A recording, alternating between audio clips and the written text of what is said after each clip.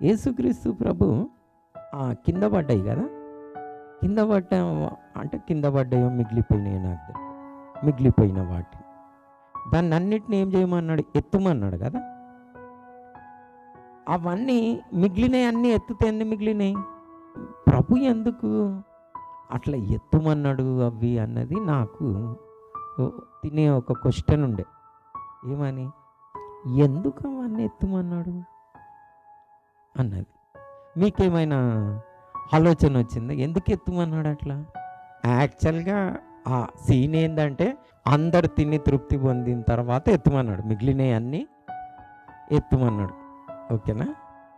అంటే నేను ఎందుకు చెప్తా ఉన్నానంటే, యేసుక్రీస్తు ప్రభు ఏదైనా వాళ్ళతోటి చేపియడానికి కారణం ఏంటంటే అది జ్ఞాపకం ఉంటుంది. లేకపోతే వీళ్ళు ఏం చేస్తుండే? మర్చిపోతుంది. నిజంగానే మర్చిపోయినారు. యేసుక్రీస్తు ప్రభు ఒక దగ్గర వీళ్ళకి పరిసయ్యుల పులిసిన పిండిని గురించి చెప్తాడు. పరిసయ్యుల పులిసిన పిండిని గురించి మీరు జాగ్రత్తగా, అంటే వాళ్ళ డాక్టరీన్, వాళ్ళ ఉపాసాలు ఉండే విధానము, దశభాగాలు ఇచ్చే విధానము పెద్దగా కనిపిస్తాయి, కానీ అందులో ఆత్మీయత లేదు. వాళ్ళ పులిసిన పిండిని గురించి జాగ్రత్తగా ఉండండి అంటాడు. వీళ్ళేమనుకుంటారో తెలుసా? ఓహో, మనం రొట్టెలు తెలియదు కదా, అందుకని ప్రభు ఇట్లా మాట్లాడుతుండు అని అనుకుంటారు వీళ్ళు మనసులా. ప్రభు ఏమంటాడు? ఫరిసేయుల పులిసిన పిండిని గురించి మాట్లాడతాడు. వీళ్ళేమనుకుంటారు? రొట్టెలు తెలియ కదా, మనం రొట్టెలు దేనికి మర్చిపోయినాము, అందు గురించి ప్రభు మనల్ని ఇట్లా అంటుండు అంటే అప్పుడు ప్రభు వాళ్ళ జ్ఞాపకం చేస్తాడు. ఏం జ్ఞాపకం చేస్తాడో తెలుసా? మీరు 5 రొట్టెలు 5,000 మందికి పంచినప్పుడు ఎన్ని గంపలు ఎత్తిండ్రు అని అడుగుతాడు. 12 అంటాడు. అయితే అది మర్చిపోయినరా మీరు అని అడుగుతాడు. వీళ్ళు ఏం చేసిండ్రు? తిన్నారు, గంపలు ఎత్తిండ్రు. కానీ ఏమైంది? యాక్చువల్గా ఎందుకు ఎత్తిపించిండు అంటే వాళ్ళకి జ్ఞాపకం ఉండాలని. వాళ్ళకి ఎప్పుడే కానీ ఫుడ్ని గురించి మీరు చింతించొద్దని. నేను చేసే పనులు చేస్తా, అయినా కానీ వీరు ఏం చేస్తున్నారు? సో నాకు ఎంకరేజ్మెంట్ వచ్చింది. కూర్చున్నప్పుడు, లేచినప్పుడు చేసిన అద్భుతం వారి కళ్ళతోటి చూసిందే మర్చిపోతే నేను మర్చిపోతా. ఎందుకంటే ఆ వీక్నెస్. కానీ ప్రాక్టీస్ చేయండి, ఓకేనా? నేను ఇట్లా కూడా అడగడానికి కారణం, ఇవాళ పాస్టర్ గారు అడగడానికి కారణం ఏంటంటే, ఒకవేళ ఇలా అడగలే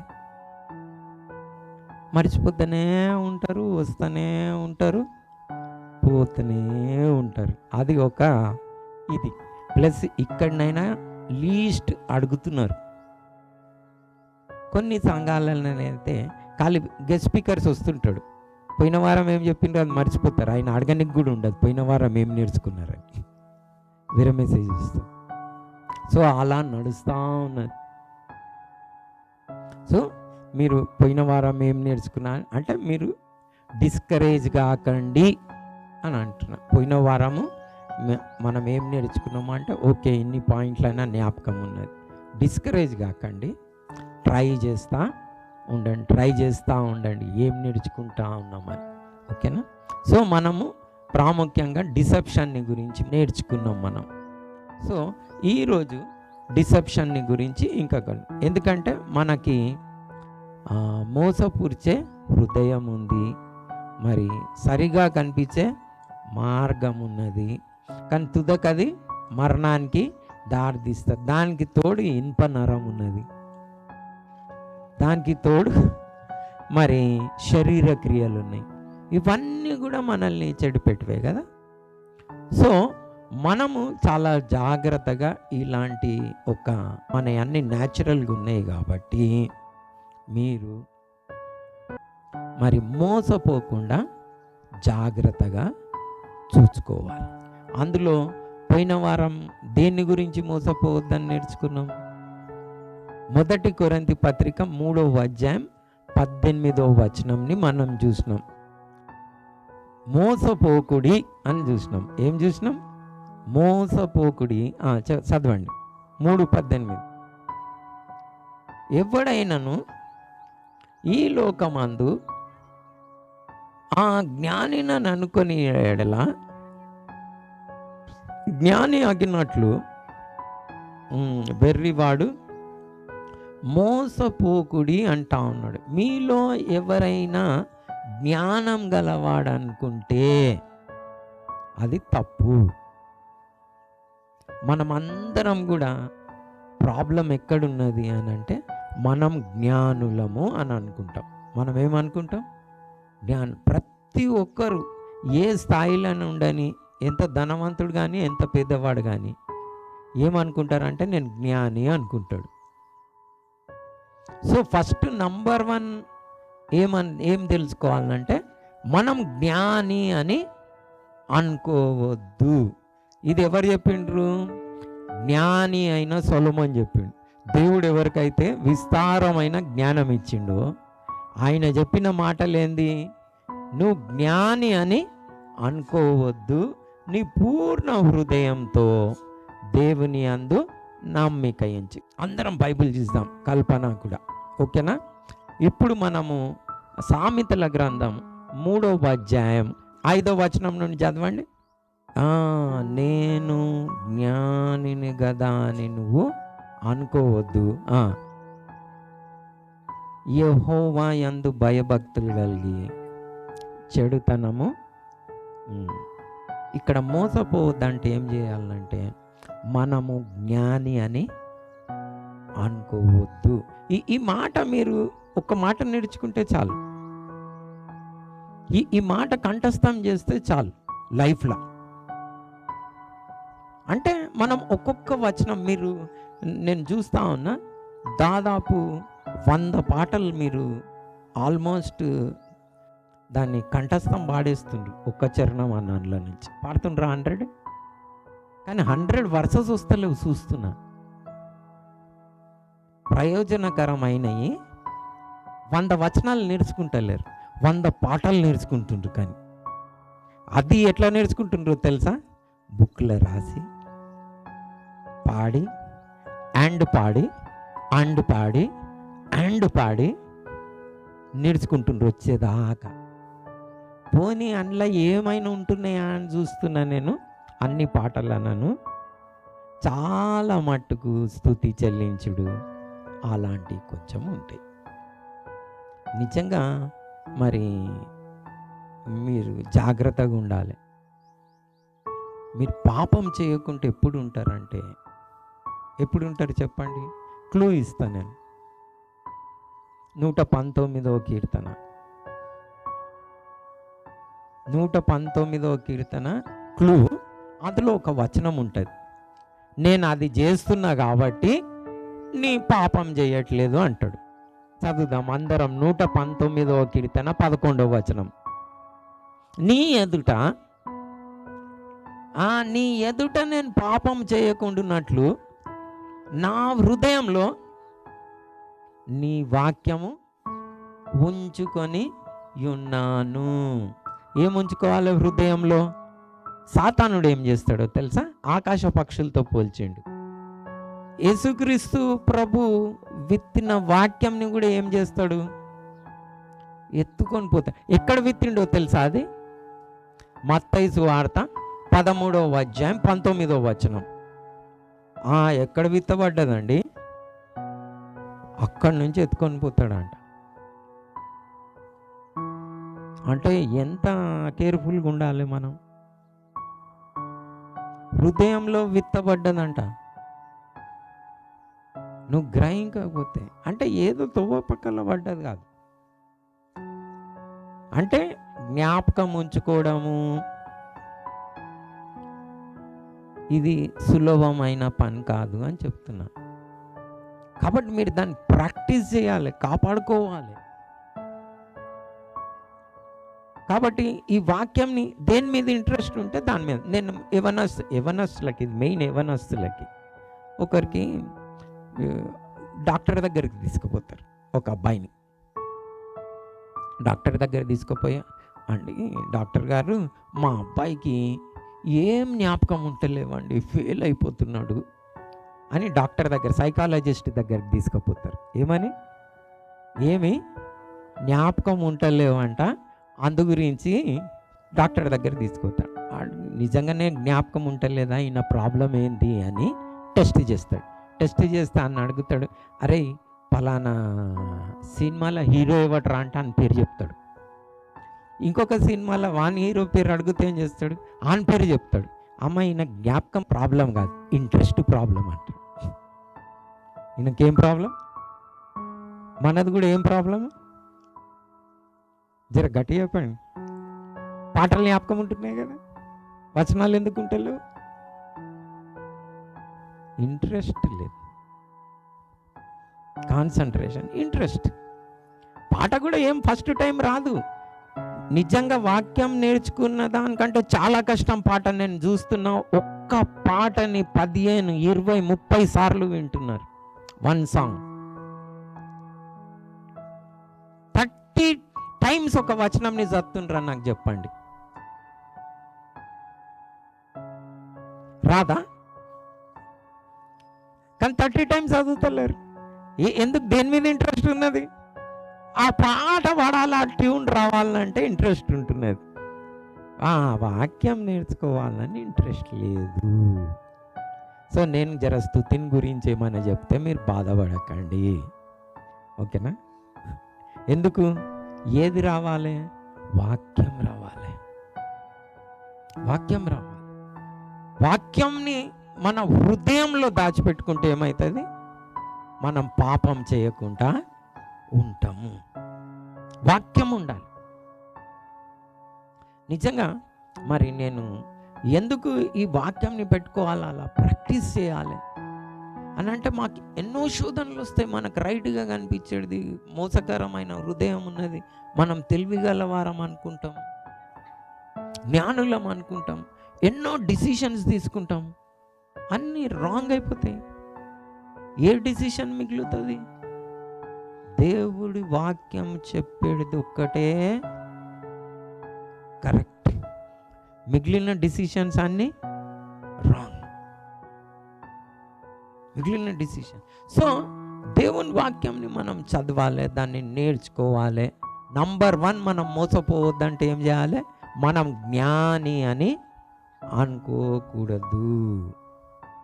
ఒక వచనం నేర్చుకున్నాను, ఇవాళ యూత్ మీటింగ్ పోయి ఏం చేసిండ్రు అని అడిగినారు అనుకో, నేను జ్ఞానిని అని అనుకోవద్దు, నాకు ఆశీర్వాదం రాదు కదా.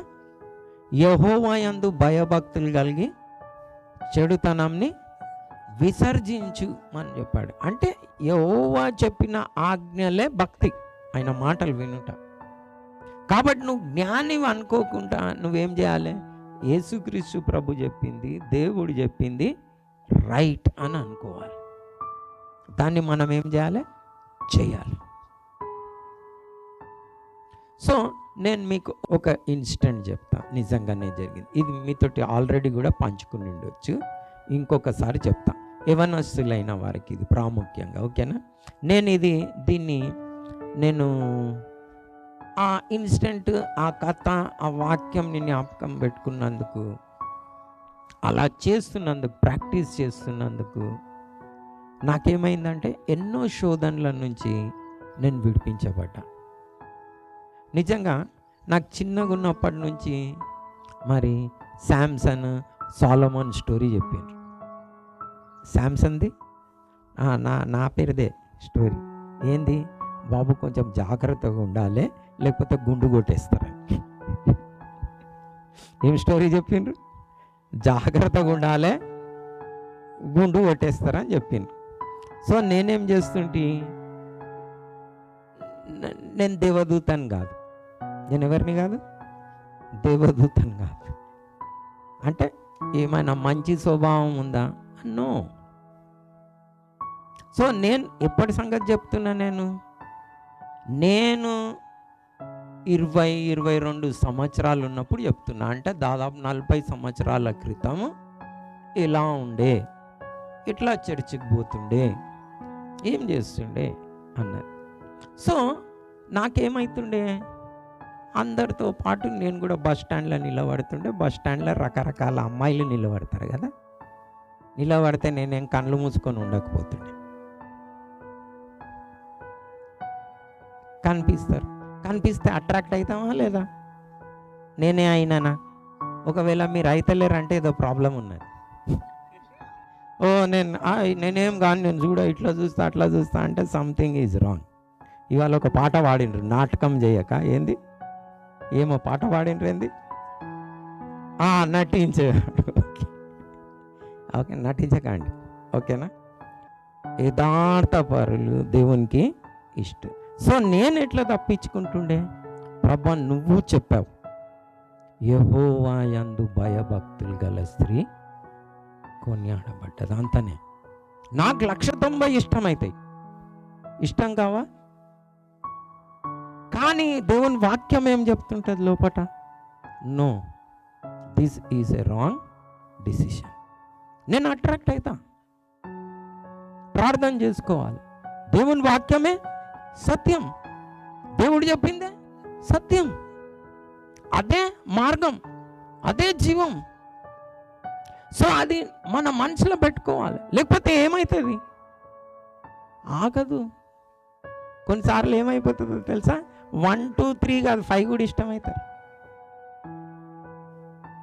కానీ దేవుని వాక్యం ఏం చేస్తున్నది?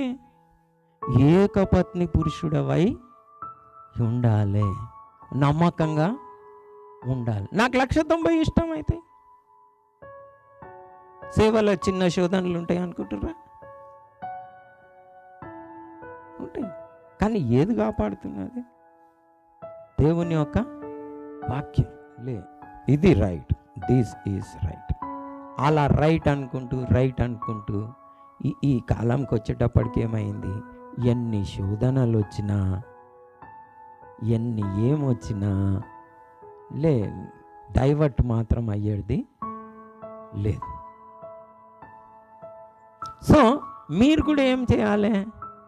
జ్ఞాని అనుకోవద్దు, దేవుడు చెప్పిందే రైట్ అని. నేను ఈ స్టోరీ చెప్పబోతున్నా. ఇప్పుడు ఎందుకు చెప్తున్నా ఈ స్టోరీ? అలాంటి శోధనలు 190 వస్తాయి.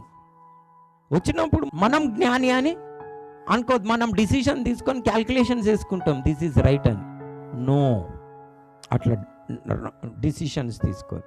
దానికి నేను ఒక స్టోరీ చెప్తా ఉన్నా. ఇది రియల్ జరిగిన స్టోరీ. ఫోర్డ్ కంపెనీ తెలుసు కదా, కార్ల కంపెనీ. ఈ కార్ని ఫస్ట్ కనుక్కున్నప్పుడు చాలా తక్కువ మంది కొనుక్కునేవారు. కారు ఫస్ట్ కనుక్కున్నప్పుడు తక్కువ మంది కొనుక్కునేవారు. వారికి అంత అవగాహన ఉండేది కాదు. కారు ఎట్లా స్టార్ట్ అవుతుంది, దాని మెకానిజం ఏంది, అదంతా అంత అర్థం కాదు కదా స్టార్టింగ్ తీసుకున్నప్పుడు. సో అట్లా ఒక అతను ఆ కారు కొనుక్కున్నాడు. ఆ కారు మధ్యలో ఆగిపోయింది. ఆగిపోతే ఈయన ఏదో అప్పుడు కార్ని ఎట్లా స్టార్ట్ చేసేవాళ్ళు తెలుసా మీకు? పాతది చూడండి, ఇట్లా ఒక రాడ్ పెట్టి ఇట్లా తిప్పుతారు. మీరు పాత కార్లు చూసిండ్రా? ఇట్లా బటను దానిలాగా ఉండదు, ఇట్లా ఒక రాడ్ పెట్టి ఇట్లా తిప్పుతారు. మనం ఈ టైర్ ఇప్పేటప్పుడు ఆ జాక్ ఉంటుంది చూడు, జాక్ ఇట్లా కార్ని పైకి లేపేటది, అట్లుంటుంది ఒకటి. దాన్ని ఇట్లా ఇప్పటికి కూడా మీరు చూడొచ్చు, ఓకేనా? ఇంటికి పోయి చూడండి. అంటే how they use to start old cars అని పెట్టండి, అప్పుడు చూపెడతాడు అందులో ఉండొచ్చు. సో ఇట్లా తిప్పేవారు. ఈయన పట్టి ఇట్లా తిప్పుతా ఉన్నాడు, స్టార్ట్ అవుతలేదు, చెమటలు అయిపోతుంది. ఆ రోడ్లో ఏదో ఒక మనిషి నడుచుకొని వచ్చి ఈయన దగ్గర నిలబడితే ఈయన స్టార్ట్ చేస్తే మరి ఆయన వచ్చి అడిగిండు, నేనేమన్నా హెల్ప్ చేయాలా మరి స్టార్ట్ చేయడానికి అంటే? ఆయన కారు ఉన్న ఈయన కిందికి మీదికి చూసిండు. ఈయన దగ్గర కారు లేదు, నడుచుకుంటూ వస్తున్నాడు. నాకు కారు ఉన్నది, కార్ని గురించి నాకెక్కువ తెలుసా, ఈయనకి ఎక్కువ తెలుసా? ఎందుకు ఈయన నడుచుకుంటూ వస్తున్నాడు. సో మళ్ళీ ట్రై చేస్తున్నాడు, అంటున్నది, స్టార్ట్ అవుతలేదు. ఈయన అక్కడనే నిలబడ్డాడు పాపం. ఈయన మళ్ళీ ట్రై చేసిన తర్వాత కొంచెం సేపటి తర్వాత 5 నిమిషాలు మళ్ళీ అడిగిండు, హెల్ప్ చేయాలన్నా నేను అని. ఈయన కోపం వస్తున్నది, ఈయనకి కారు లేదు, ఏం లేదు, ఊకే నా కారు స్టార్ట్ అవుతలేదు, ఈడొకడు అంటున్నాడు. మళ్ళీ స్టార్ట్ చేసిండు, అయితలేదు. మరి ఇష్టం అడిగండి, ఏమైనా హెల్ప్ చేయాలనా అన్నాడు. చెయ్యి, ఏమొస్తుంది నీకు, నా దగ్గర నా కారు ఉన్నదని గై గై గై గై అని అంటే ఓకే ఏదన్నా అనుకో, చెయ్యనా, చెయ్యి, ఇగో తీసుకో అనుకున్నాడు. చూద్దాం వీడు పెద్ద అప్పటి నుంచి నేను హెల్ప్ చేస్తా అంటున్నాడని.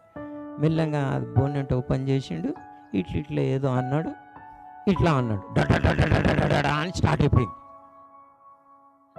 స్టార్ట్ కాగానే ఈయన కిందికి మీదికి ఆయనను చూసిండు. చూసి, ఏంద్రా బాబు నడుచుకుంటూ వచ్చినావు, నీకు కారు తెలియదు, నా దగ్గర కారు ఉన్నది, మరి ఏం సంగతి, అసలు నువ్వెవ్వరు, నేను ఇంత ట్రై చేసినా నాకు వచ్చినాయి అన్నీ స్టార్ట్ కాలే, మరి నువ్వేంది, ఏం చేసినావు, స్టోరీ ఏం చేసినావు, డడా స్టార్ట్ అయిపోయింది. అరే బాబు, ఈ కార్ నీకు కనుక్కున్నదే నేను అన్నాడు. నేనే ఫోర్డ్ అయిన పేరు, ఫోర్డ్ని నేనేరా బాబు, కనుక్కున్నదే నేను. మీరు కూడా ఈ స్టోరీ ఎందుకు చెప్పినా, చిన్న జ్ఞాని అనుకోకండి, అది డడా అని ఆగిపోతుంది చెమటలో అంతనే. ఏమవుతుంది, తీసుకున్న డిసిషన్స్ అన్నీ రాంగ్ అవుతుంది, కార్ నడవదు, ముందుకు పోదు. అంటే జీవితంని గురించి చెప్తున్నా. ఎందుకు సమస్యలు జీవితంలో, రాంగ్ డిసిషన్స్. మీరు చాలా జాగ్రత్తగా ఉండాలి. ఈరోజు వారి జీవితము చాలా మట్టుకు దుఃఖకరంగా ఉండడానికి చాలామంది, ఒక్కరిది ఇద్దరిది కాదు లోకంలో.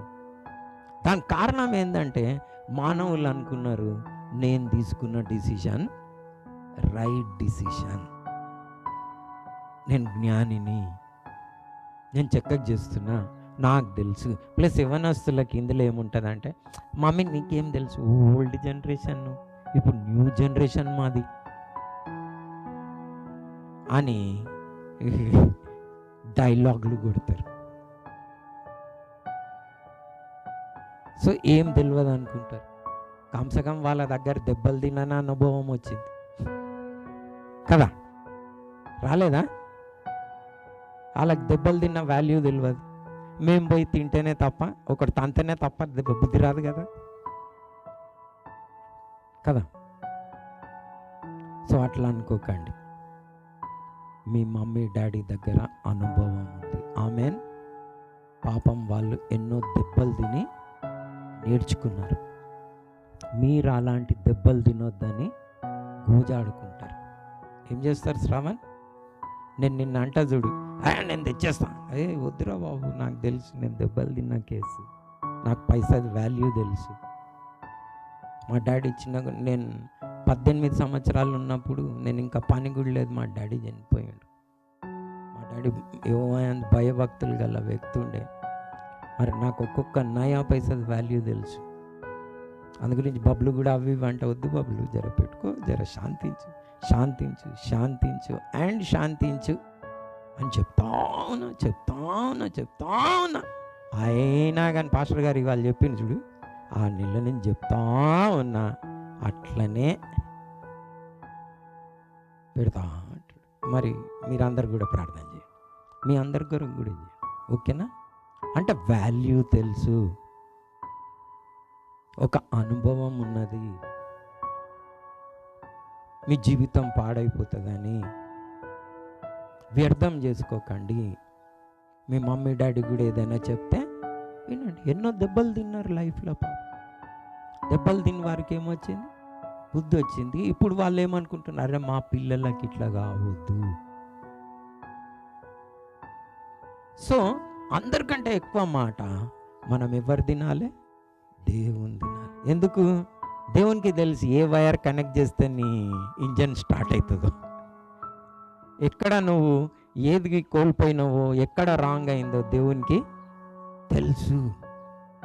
కాబట్టి దేవుడు ఏమంటున్నాడు, నీకు ఇంజన్ బాగుండాలి, నీ జీవితంలో కరెక్ట్గా నడవాలంటే నువ్వేం చేయి, నువ్వు జ్ఞాని అని అనుకోకు.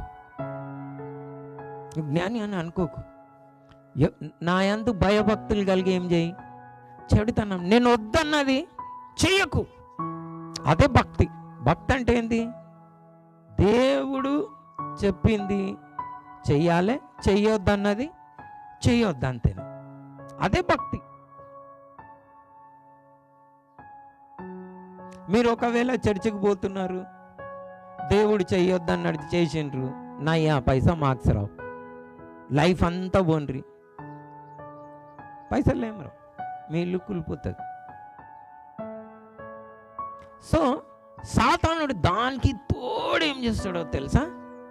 ఈ ఎన్ని చెప్పినా నేను, మోసపుచ్చు హృదయము, మోసపుచ్చు మెదడు, ఇనుప నాడి, మన శరీర క్రియలు దానికి తోడు కదా, కోపము, క్రోధము, ఇవన్నీ దానికి తోడు. ఐదోది చెప్తా నేను. ఐదోది ఏంటంటే సర్వలోకంని మోసపుచ్చు ఘట సర్పం ఒకడు ఉన్నాడు. ఎవరది? అపవాది. ఎవరిని మోసం చెయ్యాలా అని తిరుగుతుంటాడు. ప్రకటన 12:9 చదవండి. కాగా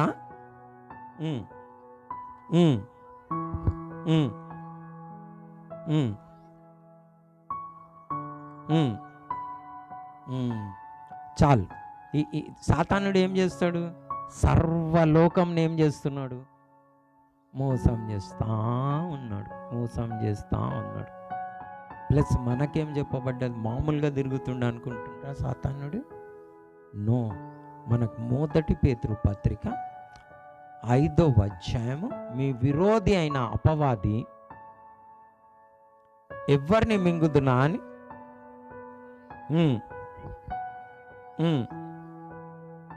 ఏం చేస్తుండంట? ఎవరు దొరుకుతారు ఈడ డిండిలా అని తిరుగుతున్నాడు.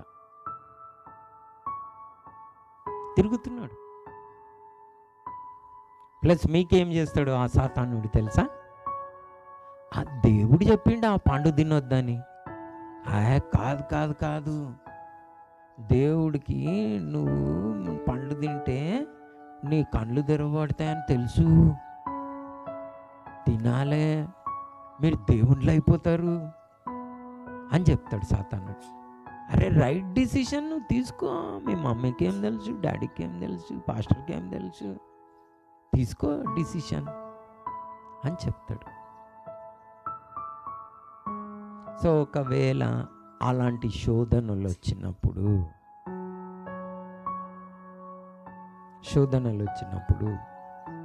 మీరేం చేయాలి? నీ వాక్యమే సత్యం, నీ వాక్యమే.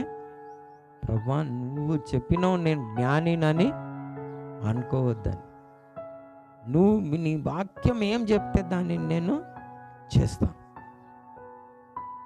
కాబట్టి మీరేం చేయండి? నిజంగా వర్ధిల్లాలంటే ఏం చేయాలి? ఒకటి, ఇప్పుడు ఆశీర్వాదంని గురించి నేను ఇవాళ కూడా ఒకటి పంచుకున్నా కదా, దేవుని చిత్తం అయితే వచ్చే వారం కూడా పంచుకుంటా ఒకటి, ఓకేనా? ఇప్పుడు కూడా మీరు మీ మార్గంలో అందు వర్ధిల్లాలంటే జ్ఞాని అని అనుకోవద్దు. రెండోది ఏం చేయాలనో చెప్తా, ఓకేనా? ఇది యెహోషువ గ్రంథం 1వ అధ్యాయము 8వ వచనం. ఈ ధర్మశాస్త్ర గ్రంథమును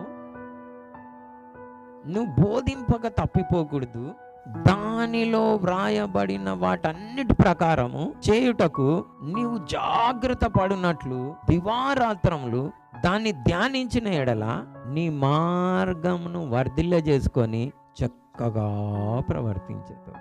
ఏం చేయాలి? దేవుని యొక్క వాక్యంని దివారాత్రములు ధ్యానించాలి, దాన్ని బోధించుట మానకూడదు.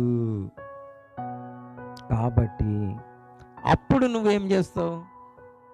నీ మార్గములను వర్ధిల్లింపజేసుకొని కదా, నీ మార్గంను వర్ధిల్లింపజేసుకొని అంటే దాని అర్థం ఏంది? జయం, అన్నిట్లా ఆశీర్వాదం, ప్రాస్పరస్ అని ఉంటుంది ఇంగ్లీష్ బైబిల్లో. Then thou shalt make thy way prosperous అని ఉంటుంది. వర్ధిల్లింపజేసుకొని ఏం చేస్తావు? చక్కగా ప్రవర్తిస్తావు. కాబట్టి మీరు రాజులైన యాజక సమూహం చేయవలసిన పని ఏంటంటే దేవుని వాక్యంని రాసుకోవాలి. రాజు ఏం చేయాలి? దేవుని వాక్యంని రాసుకోవాలి. ఎక్కడుంది ఇది? దేవుని యొక్క వాక్యంని రాసుకోవాలి, ధర్మశాస్త్రంని రాసుకోవాలని ఉన్నది కంపల్సరీ. ఆయన చేతులతో రాసుకోవాలి. ద్వితీయోపదేశ కాండం 17వ అధ్యాయం 14వ వచనంలో ఏమున్నదంటే, రాజు తన సింహాసనం ఆసీనుడు అయిన తర్వాత లేవీల దగ్గర ఉన్న ఆ ధర్మశాస్త్ర గ్రంథంని చూసుకొని దానికి ఒక ప్రతిమ తన చేతులతో రాసుకోవాలంట. దానికి కుడికి కానీ ఎడమకు కానీ తిరగకుండా దాన్ని రాసుకోవాలి అని ఉన్నదా 17:14 నుంచి 17:18. తన కొరకు ఏం చేయాలి? దేవుని వాక్యంని ఏం చేయాలి? రాసుకోవాలి. ఈ రాసుకునే క్రైస్తవులను చూసిండ్రా మీరు? అంత సాధారణంగా దొరకరు. అయ్యగారు చూసిందండి, ఓకేనా? కానీ నేను చాలా తక్కువ. నేనైతే మా దాంట్లో ఎవరు రాసుకున్నట్లేదు, కానీ నా పిల్లలకు ట్రై చేసిన.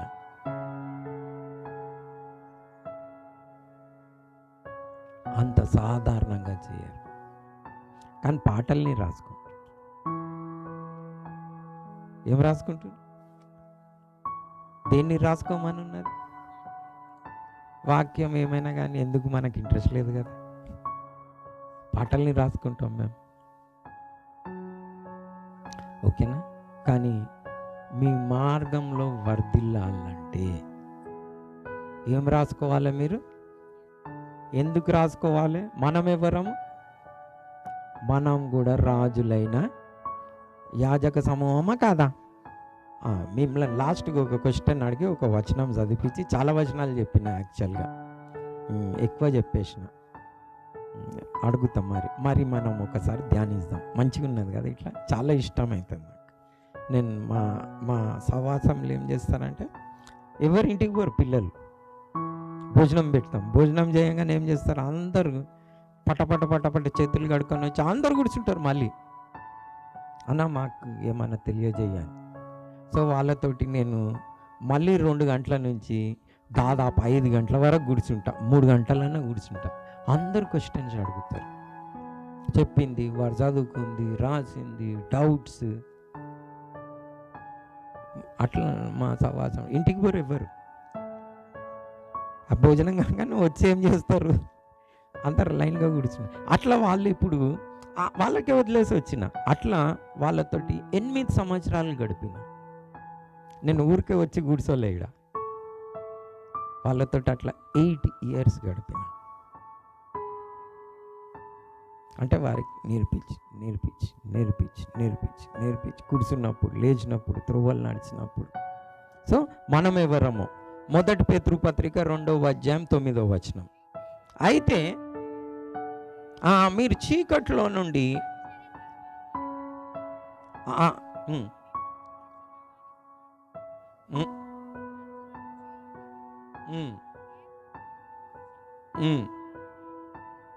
మీరు రాజులైన యాజక సమూహం. మనం ఎవరమంటే రాజులైన. రాజు ఏం చేయాలి? రాసుకోవాలి. యాజకుడు అంటే ఎవరు అమ్మా? దేవుని సేవకుడు. యాజకుడు అంటే ఎవరు? దేవుని సేవకుడు. ఓకే, ఎవరంట అది? ఓకే, అరే మనమేనా? అందరా? అట్లనే ఉందా? అట్లనే ఉంది కదా. ఏ పాస్టర్ కన్నా బైబిల్ తెలియదు అనుకో, ఆ పాస్టర్ని ఏం నానాలి? సో మనమే అనుకోవాలి. అది ఎవరిని అనుకోవాలి? దేవుని వాక్యం అయితే సెలవిస్తుంది కదా. మీరెవరు? యాజక సమూహం. రాజులైన యాజక సమూహం మనమంతా.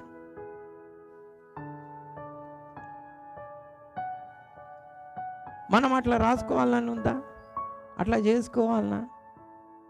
ఎందుకు వర్ధిల్తలేరని చూస్తున్నా. చర్చికి వచ్చిన వారు ఎందుకు వర్ధిల్లరు? ఏమవుతుంది వీళ్ళకి?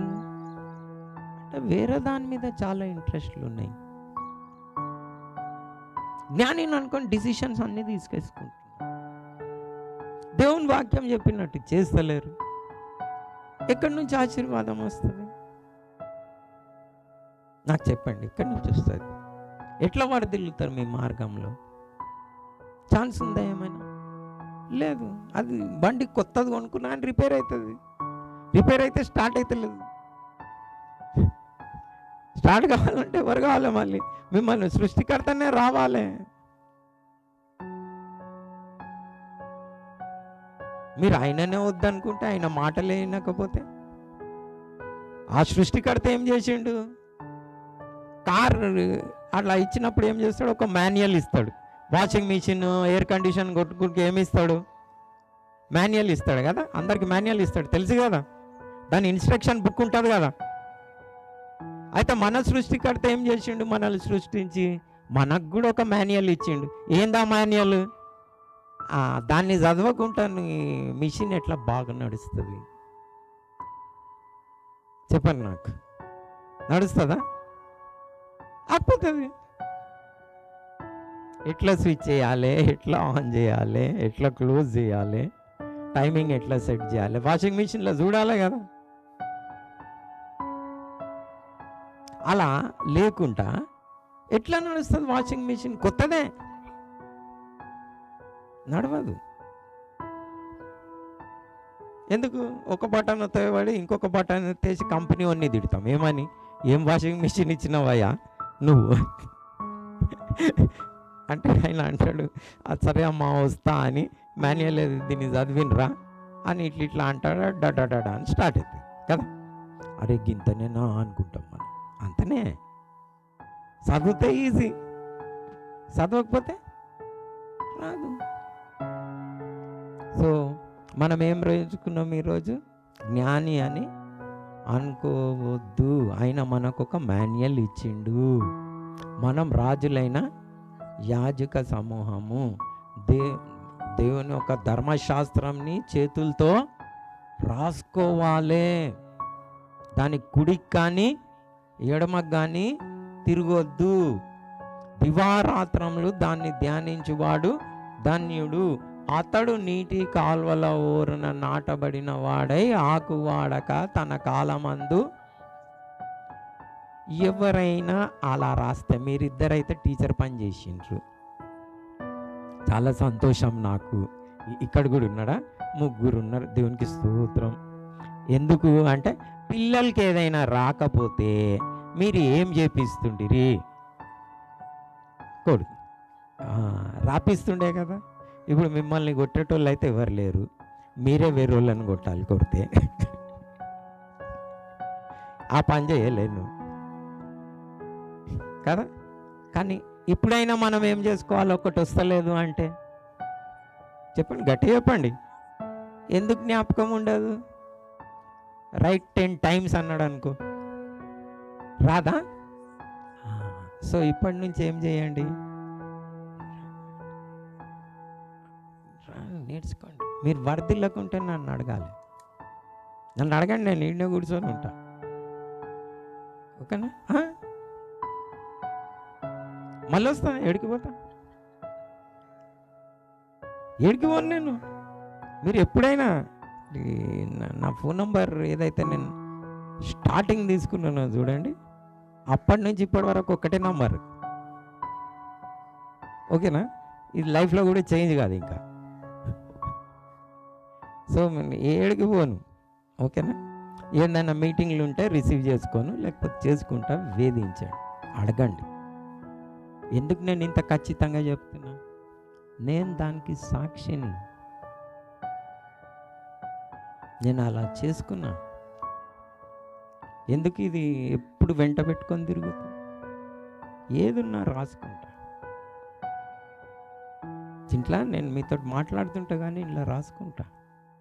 దేవుడు మాట్లాడేది వాక్యం అంటే, ముందుగా నా దగ్గర ఇంత పెద్ద బైబిల్ ఉంటుండే, దాన్ని మొయ్యలేక ఆ తెలుగులా, ఇంగ్లీష్లా, ఇంకా వేరే ట్రాన్స్లేషన్లా దాన్ని చదవలేక, ఇందులో మరి నేను ఇది ఎందుకు తీసుకున్నా అంటే, దాదాపు ఒక్క వచనంని నాకు అర్థం కాకపోతే 20 ట్రాన్స్లేషన్స్ చదువుతా. ఎన్ని? 20 ట్రాన్స్లేషన్స్ చదువుతా. దాని అర్థం ఇదా, ఓహో ఈయన ఎట్లా తర్జుమా చేసిండు, ఎలా అయ్యింది, మరి దీని మీద వాఖ్యానం ఏం చేసిండ్రు, ఇంతమంది దేవుని సేవకులు ఏం చెప్పిండ్రు, ఓ దీని మీనింగ్ ఇదా అని చూస్తే వస్తుంది కదా, లేకపోతే అలా వచ్చేసింది అనుకుంటుండ్రా? నో, దేవుని సన్నిధిలో కనిపెడతా, ప్రభు దీని యొక్క భావం ఏంది రాసుకో. సో నన్ను దీవించిన దేవుడు మిమ్మల్ని కూడా ఏం చేస్తాడు? 100%. దానికి తిరుగులేదు. అందుకని నేను ఇంత గట్టిగా చెప్తా ఉన్నా, మీరు కూడా అలాగనే ఆశీర్వదింపబడతారు. సో మీరు జ్ఞాని అని అనుకోకండి. దేవుని యెహోవా యందు భయభక్తులు కలిగి చెడుతనాన్ని విసర్జించండి. దేవుని వాక్యంని రాయండి, కంఠస్థం చేయండి హృదయంలో. మళ్ళీ మీ హృదయంని కూడా భద్రం చేసుకోండి, తాళం వేసి పెట్టండి, ఓకేనా? లేకపోతే ఆకాశ పక్షులు వచ్చి ఏం చేస్తాయి? ఎత్తుకొని పోతాయి. అంటే ఎవరు అని అంటే గ్రహించాలి. ప్రభువా ఈ వాక్యం యొక్క మీనింగ్ కూడా నాకు చెప్పు అని మనము ప్రార్థన చేసుకోవాలి.